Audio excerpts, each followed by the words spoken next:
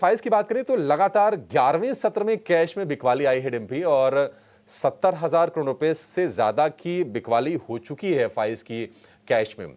लेकिन एक अच्छी चीज जो दिख रही है वो है इंडेक्स फ्यूचर्स में एफआईज की बाइंग 8 दिनों की लगातार बिकवाली के बाद। आप आंकड़ों को किस तरह से देख रहे हैं डिम्पी, और आपको क्या लगता है कि एफआईज की बिकवाली अपने लास्ट लेग में है या फिर और थोड़े से स्ट्रेच होती हुई दिख रही है?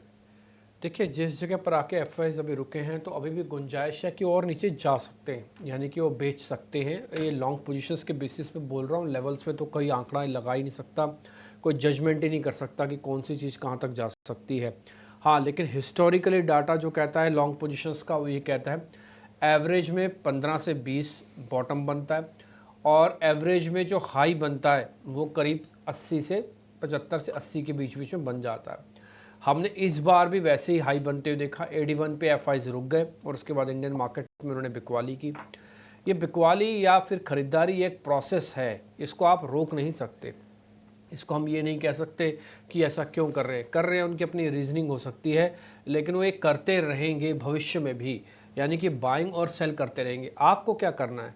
आपको क्या करना है कि उसके जो लेवल्स हैं ना, उसको थोड़ा आइडेंटिफाई करना है कि अच्छा कहाँ पे एफआईज कंफर्टेबल कंडीशन में है, कहाँ पे एफआईज ओवर बॉट हैं, कहाँ पे एफआईज अंडर बॉट है, यानी कि अंडर उनकी वैल्यूएशन है अभी। तो वो सारी चीज़ आपको चेक करनी है और इस हिसाब से फैसला लेना है। अब आते हैं सिर्फ एफआईज के ही, मैं खाली नंबर्स के साथ एक पॉइंट और भी कनेक्ट करूंगा। पहले आते हैं एफआईज के नंबर्स पे। तो आप देख रहे होंगे 6,500 करोड़ रुपए का इंडेक्स ऑप्शंस के अंदर उनकी तरफ से बिकवाली हुई है नेट में। हाँ, इसमें बिकवाली और खरीदारी दोनों का आंकड़ा है। और मैं कल आपको बता दूं, कल इंडेक्स में भी और ऑप्शंस में भी दोनों जगह पर बैंक निफ्टी के अंदर अच्छी पोजीशंस बनी हैं।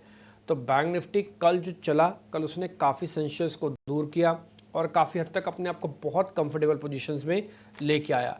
लेकिन निफ्टी में अभी भी 25,200 को पार होना बाकी है, और कल इंडेक्स में भी और ऑप्शंस में भी दोनों के अंदर ही थोड़ी थोड़ी सेलिंग हुई है। ये बताना क्लियर होना चाहिए, पता होना चाहिए ना कि कहाँ पे क्या हुआ है, कैसे नहीं हुआ। अब आते हैं एक और पॉइंट मैं आपके सामने शेयर करता हूँ। एफआईज की होल्डिंग में तो किसी तरह का बदलाव नहीं है, 35% पे लॉन्ग है। डीआईएस की होल्डिंग में किसी तरह का कोई बदलाव नहीं है, 62% पे लॉन्ग है।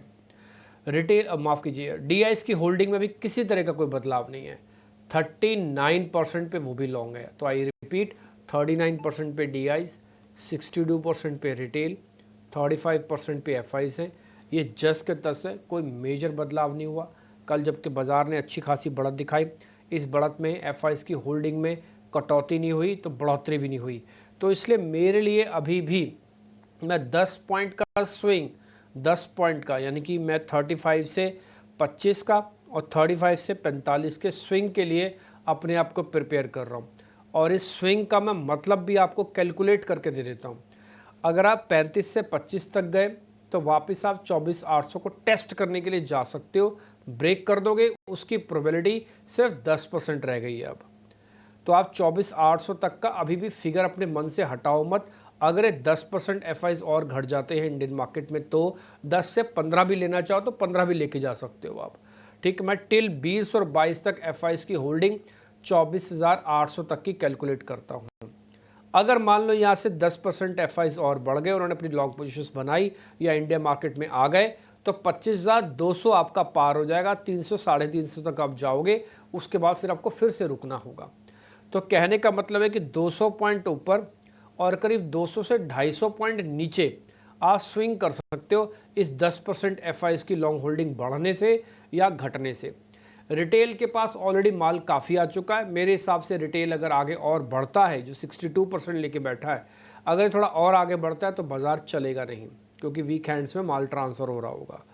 डीआईएस की होल्डिंग बहुत क्रिटिकल है। अगर 5% की डीआईएस होल्डिंग बढ़ गई तो आप ये समझिए आप नया हाई भी लगा सकते हो, वापस से नया हाई लगा सकते हो। और मैं कोई कोलकल्पित बात नहीं बोल रहा हूँ, ये वापस हाई लगा सकते हो, क्योंकि डीआईएस आए ही नहीं। और डीआईएस का अगर जोर से आए मार्केट के अंदर तो फिर एफआईएस की आपको बहुत सख्त ज़रूरत नहीं पड़ेगी। अभी डीआईएस थोड़ा सुस्ताने वाले मूड में आते हैं तो 1-0.5% की पोजीशंस बढ़ रही हैं और वैसी कोई दिक्कत नहीं है। पुट कॉल रेशो भी मैं इसी के साथ ही जोड़ देता हूँ, एफआईएस के नंबर्स के साथ ही। पुट कॉल रेशो के हिसाब से बाजार ना बहुत महंगा है ना बहुत सस्ता है, बिल्कुल एक पे चल रहा है, फेयर वैल्यू कहते हैं इसको। ठीक है। तो ये एफआईएस के डीआईएस के संकेत हो गए। और अगर हम कल के सत्र की बात करें तो 3-4 दिनों की ठहराव के बाद बाजार ने कल दम दिखाया। 150 अंकों की तेजी निफ्टी में रही और निफ्टी बैंक की बात करें तो 650 अंकों के आसपास की हमने मजबूती कल देखी। और कल की जो लीडरशिप थी उसमें बैंकिंग और आईटी का बड़ा हाथ था, तो जो लीडर्स थे वो सामने निकल के आए। डिम्पी, आज के लिए संकेत आपको कैसे दिख रहे हो और क्या करना चाहिए? हालांकि गिफ्ट निफ्टी थोड़ा सा सुस्त शुरुआत, मतलब बहुत कोई दमखम दिख नहीं रहा है, आज करना क्या है? देखिए, अगर आप और एशियन मार्केट्स के कंपैरिजन में देखेंगे तो इंडियन मार्केट की उतनी अच्छी शुरुआत नहीं हो रही है, ये पहला पॉइंट। अभी आपने चाइना वाली बात बता रहे थे कि चाइना ऐसा और क्रूड वैसा।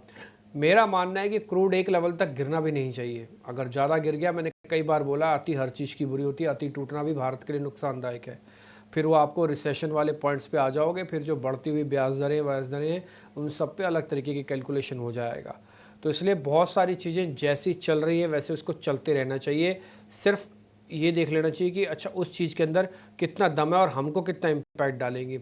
फिलहाल क्रूड, चाइना, ये दोनों का इम्पैक्ट थोड़ा थोड़ा कम है। अब आते हैं निफ्टी के लेवल्स पे।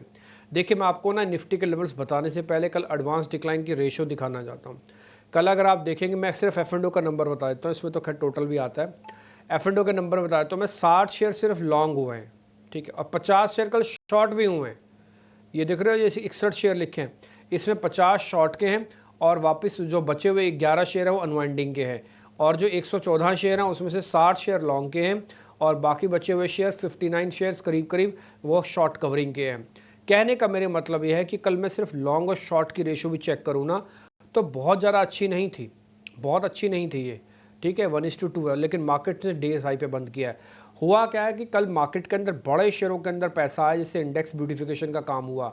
लेकिन अगर आप वैसे चेक करेंगे, जैसे बीएससी का नंबर चेक करो, एनएससी का नंबर चेक करो, तो आपको देखोगे डिक्लाइंस के नंबर तक आपको ज़्यादा दिखेंगे, ठीक। तो ये पॉइंट बताने का है कि ऐसा नहीं कि पूरी तरह से सारी चीज़ें साफ़ हो गई हैं, हाँ, लेकिन मार्केट ने बहुत अच्छे से कल अपना बेस बनाया। ना केवल बेस बनाया बल्कि इस बेस को एक ऐसे लेवल तक लेके गया है कि अब आप अगर कोई नेगेटिव खबर आ भी गई, आई रिपीट माई सेल्फ, कोई नेगेटिव खबर आ भी गई तब भी मार्केट जल्दी जल्दी 24,800 का निफ्टी को ब्रेक नहीं करेगा। निफ्टी 24,800 मार्केट ने सीमेंटेड कर दिया, उसको काफ़ी हद तक पक्का कर दिया। लेकिन रेजिस्टेंस पार नहीं हुआ, इसलिए मैं उतने कॉन्फिडेंस के साथ नहीं बोल पा रहा हूँ कि आप इसको ऐसा कीजिए। रेजिस्टेंस पार होना बहुत ज़रूरी है, वो है 25,200 का। 25,200 की 2 बार के अटैम्प्ट हमारी फेल है। आज आपकी नज़र कहाँ पे होनी चाहिए? आज आपकी नज़र सपोर्ट पे नहीं होनी चाहिए, आज आपकी नज़र रेजिस्टेंस में होनी चाहिए कि 25,200 का रेजिस्टेंस कितनी जल्दी और कैसे हम पार करते हैं। बड़े शेयरों के दम पर पार करते हैं 4-5 शेयर चलाकर तो वो अच्छी बात नहीं है। कंसोलिडेशन समग्रता में चलते हैं तो फिर अच्छी चीज़ है। लेकिन 25,200 आज बैक टू बैक आपको अच्छी बढ़त और साथ क्लोजिंग भी चाहिए। अगर एक क्लोजिंग मिल जाती है 25,200 की बैक टू बैक तो फिर आप बहुत अच्छे नोट पे हो। 25,500 की तैयारी करके रखो। आप देर सवेर आओगे जरूर और जल्दी ही आ जाओगे भगवान ने चाहा तो। अब आ जाते हैं लेवल्स पे कि कल क्या हुआ। कल शॉर्ट कवरिंग हुई मार्केट के अंदर, 2% का ओपन इंटरेस्ट घटा। इस ओपन इंटरेस्ट देखो, शॉर्ट कवरिंग की अपनी मर्यादा और एक मियाद है, इससे ज़्यादा वो कवर नहीं करवा। सिस्टम में जब मंदड़िए नहीं होंगे तो तेजड़िए, फिर पैसा किससे पाएंगे भाई? ये तो आप जानते हैं ना, ये मैं नया तो बता नहीं रहा कि debit is equal to credit. कोई छोड़ेगा तभी तो दूसरा पाएगा। जब छोड़ने वाले लोग ही नहीं बचेंगे तो पाने वाले लोग क्या करेंगे? तो इसलिए शॉर्ट सिस्टम में होने चाहिए, इसी की ही कवरिंग करवा के आप चलते हो। लेकिन कवरिंग एक लेवल तक आपको लेके जा सकती है। ये sort of a rocket launcher जैसा है, ये आपको लॉन्च तो कर देगा लेकिन उसके बाद की जर्नी आपको खुद से करनी पड़ेगी। तो कुछ कुछ शॉर्ट कवरिंग रॉकेट लॉन्चर जैसा होके आपको एक लेवल तक लेके आ रहा है, कंफर्टेबल लेवल तक। ये लेवल कौन से हैं? ये 25,200 तक के लेवल है। उसके बाद बाजार को लॉन्ग करना पड़ेगा, यानी कि तेज़ी करनी पड़ेगी। दूसरा पॉइंट, प्रीमियम्स अभी भी हाई हैं, तो इच्छा शक्ति बताता है मार्केट के अंदर काफ़ी स्ट्रॉन्ग है। और एक और पॉइंट, वॉल्यूम की कोई दिक्कत नहीं है मार्केट के अंदर। अभी भी 5 लाख से ज़्यादा कॉन्ट्रैक्ट ओपन खड़े हुए हैं, इसका मतलब शॉर्ट्स काफ़ी कवर होने के लिए बाकी हैं अभी भी। और अगर कवर होने के लिए आए तो आपको 25,200 के ऊपर अच्छे से प्लेस करवा देंगे। तो मेरा ये मानना है कि जिनके पास पोजीशन है उनको ट्रेलिंग स्टॉप लॉस लगाना चाहिए। जिनके पास पोजीशन नहीं है, कल नहीं ले पाए किसी वजह से, हमने कहा भी था ले लेना जरूर, लेकिन नहीं लिया, कोई बात नहीं, आज फिर से मौका मिल सकता है आपको लेने का। लेकिन आप बस इस चीज़ का ध्यान रखिएगा, 2 स्टॉप लॉसेज आपके बनेंगे। पैनिक स्टॉप लॉस 24,800 का, नया वाला स्टॉप लॉस जो कल की बढ़त के बाद बना हुआ है 25,000 का। जब तक ये दोनों स्टॉप लॉसेज ब्रेक नहीं होते हैं आप खड़े रहो, 25,200 का वेट करो, 25,200 पार होते फिर 200-300 पॉइंट आपको और मिलेंगे। तो ये मैंने आपके सामने मोटा मोटी बता दिया, शॉर्ट वॉट करना नहीं है, उससे बचना है। फिलहाल मार्केट फ्यूरियस बुल रन के अंदर है। ऑप्शन स्टेटस आज थोड़ा हाथ पीछे करके काम करना, आज ज़्यादा पैसा जल्दी जल्दी ऑप्शन में बनेगा नहीं।